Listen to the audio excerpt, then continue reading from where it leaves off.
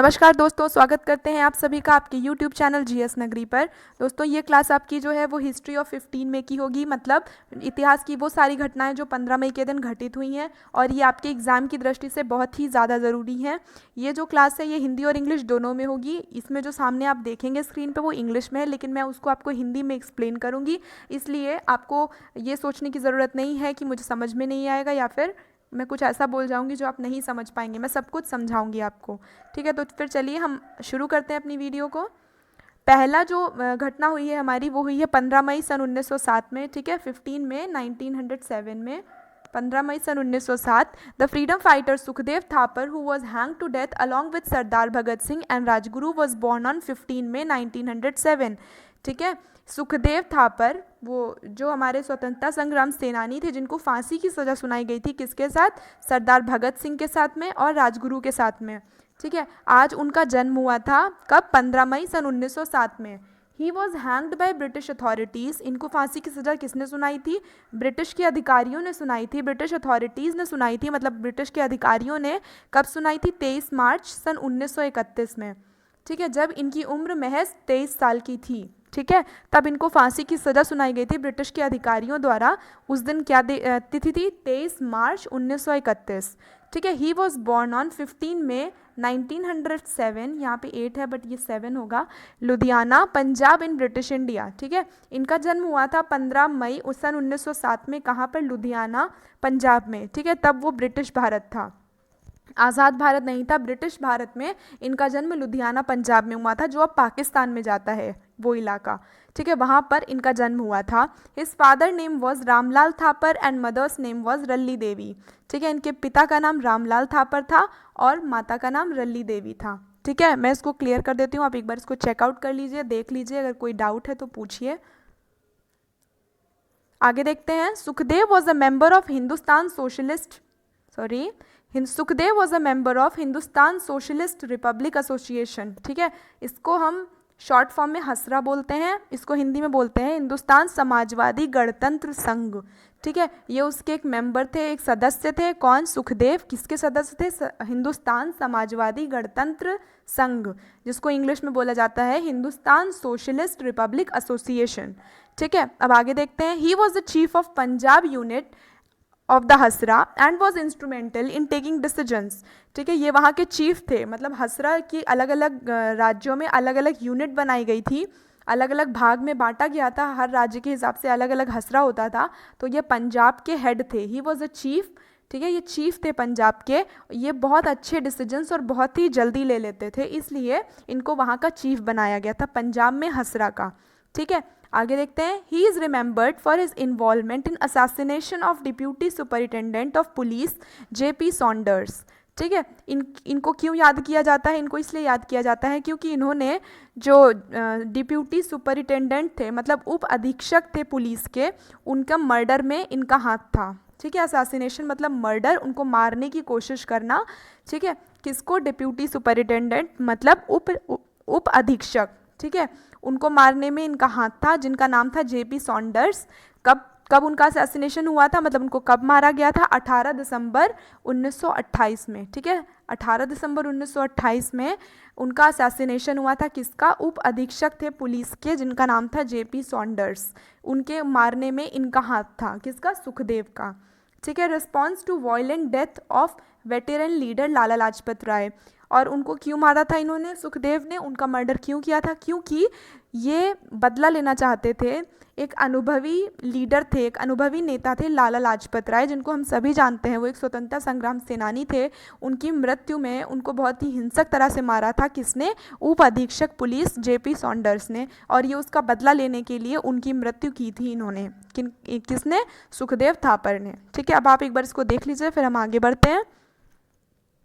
आगे चलिए फिर। He was the prime accused of Lahore conspiracy case of 1930, ठीक है। ये इनके ऊपर एक अपराध का आरोप था। कौन से आरोप था? लाहौर षड्यंत्र का मामला था, जो 1930 में हुआ था। उसका आरोप इन पे था कि इन्होंने वो अपराध किया है। कौन सा? लाहौर षड्यंत्र का मामला जो था सन 1930 में। ये पिक्चर जो है ये सुखदेव थापर की है। इनकी पिक्चर्स आ सकती हैं एग्जाम में कि इनको पहचाने, तो ये सुखदेव थापर की पिक्चर है। ठीक है, अब हम आगे देखते हैं दूसरी घटना जो हुई है वो हुई है 15 मई सन 1940 में, ठीक है, 15 मई 1940, 15 मई सन 1940।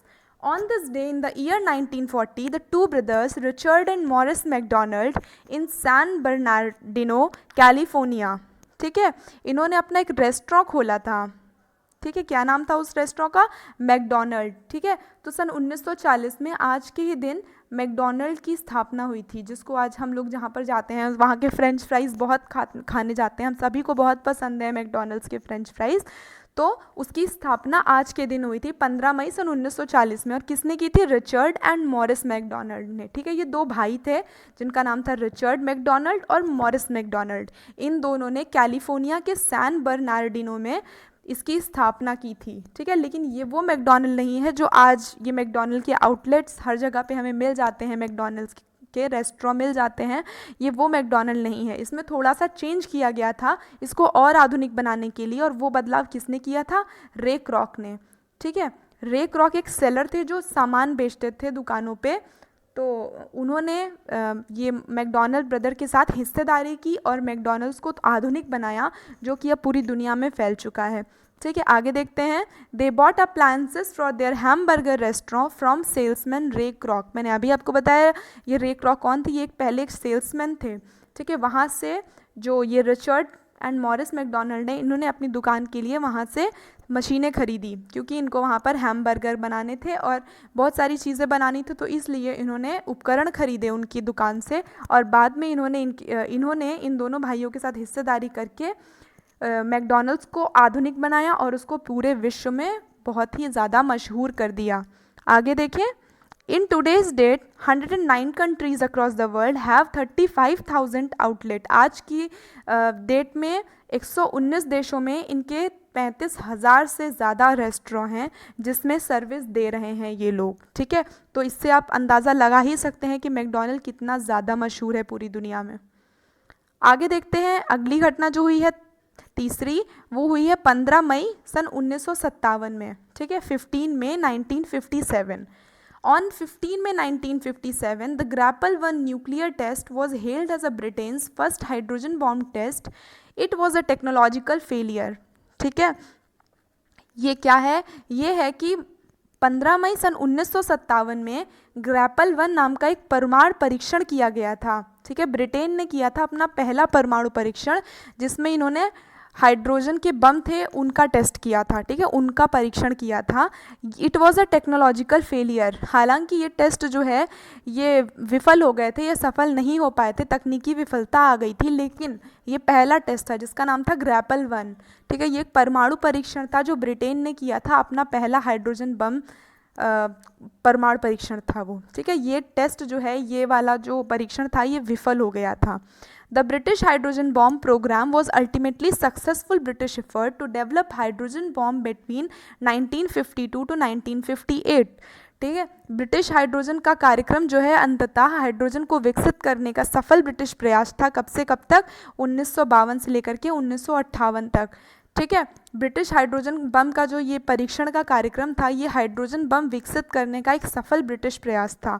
इन्होंने प्रयास किया था कि ये हाइड्रोजन बम विकसित करेंगे, और यह बहुत ही सफल प्रयास था, ठीक है। और कब से कब तक ये प्रयास किया इन्होंने इसके अंतर्गत? 1952 से लेकर के 1958 तक, ठीक है।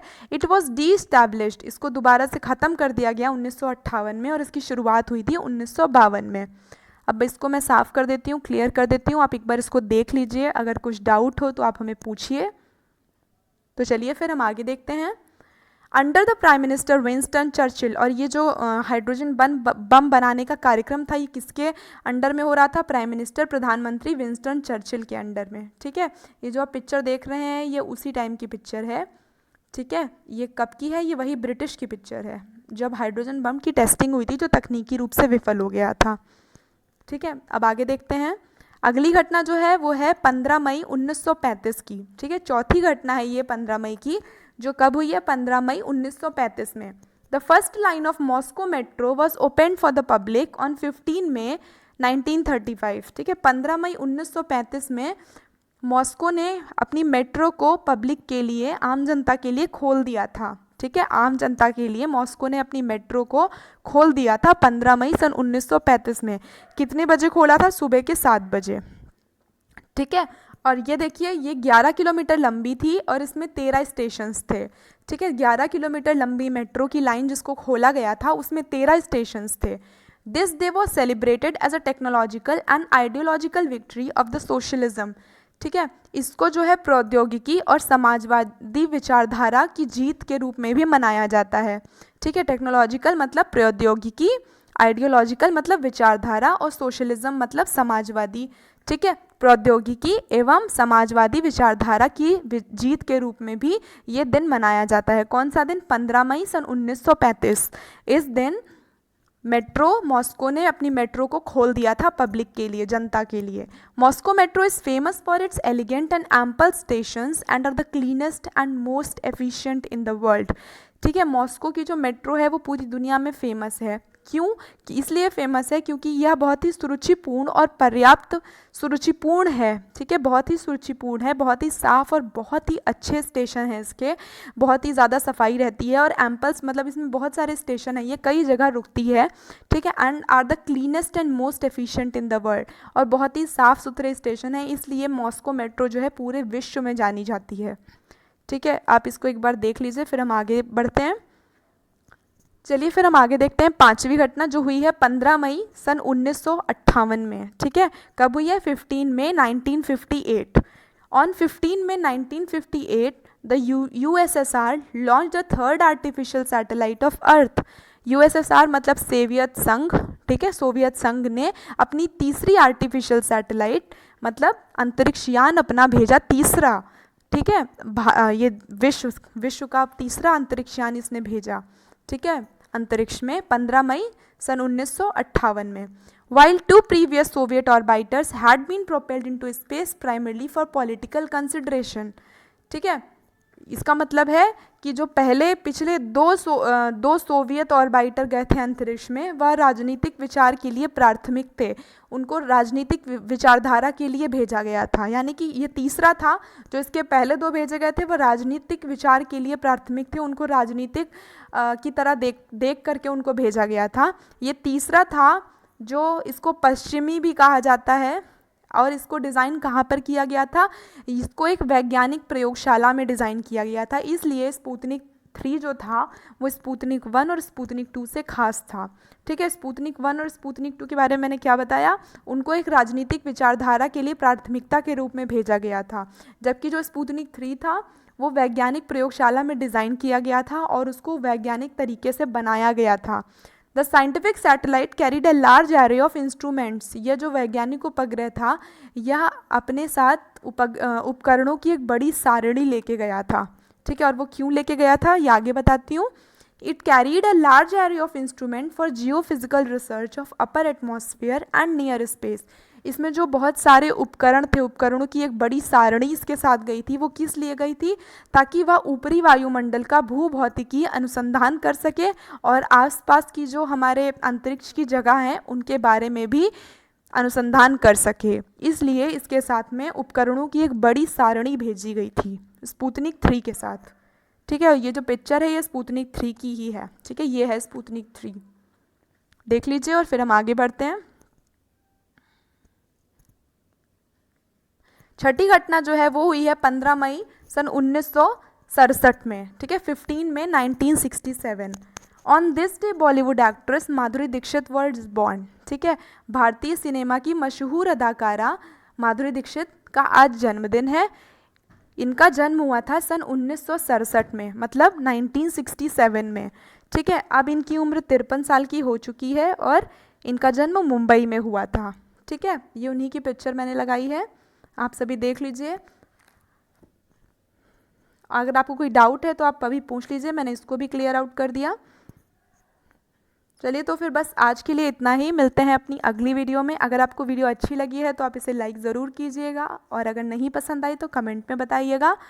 और अगर आपको हमारी इस वाली वीडियो की PDF चाहिए तो आप उसको हमारी वेबसाइट से डाउनलोड कर सकते हैं। धन्यवाद।